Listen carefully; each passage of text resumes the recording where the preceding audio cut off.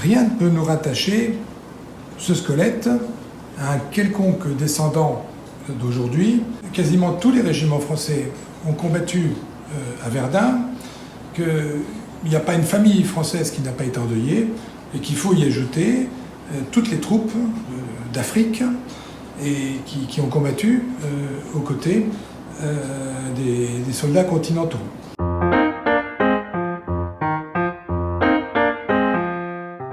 L'habillement, les boutons d'uniforme sont des éléments très intéressants pour dire qu'il s'agit bien d'un soldat de la guerre de 14-18 et ensuite pour essayer de définir sa nationalité. L'idéal, le Graal, c'est d'avoir cette petite plaque d'identité militaire qui est ovalaire, qui mesure 3,5 cm sur 2 cm et malheureusement qu'on n'a pas toujours. En l'occurrence, sur ce squelette-là, on ne l'a pas. Alors peut-être que l'officier chargé des détails du régiment a pris cette plaque et qu'il l'a transmise pour faire l'acte du décès du soldat qui a été enregistré.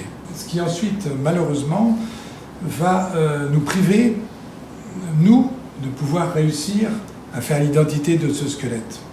On pourrait réaliser de l'ADN sur les fémurs, sur les dents, qui sont de bonne qualité, mais identifier, c'est comparer, et il faut pouvoir comparer cet ADN à un autre.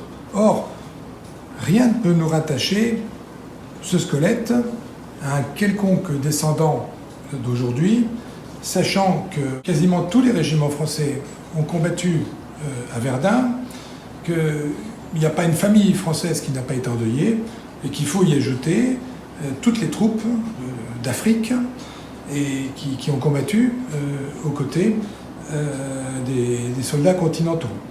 Donc ça ferait une comparaison à l'échelle de la France et de ses colonies de l'époque, c'est irréalisable.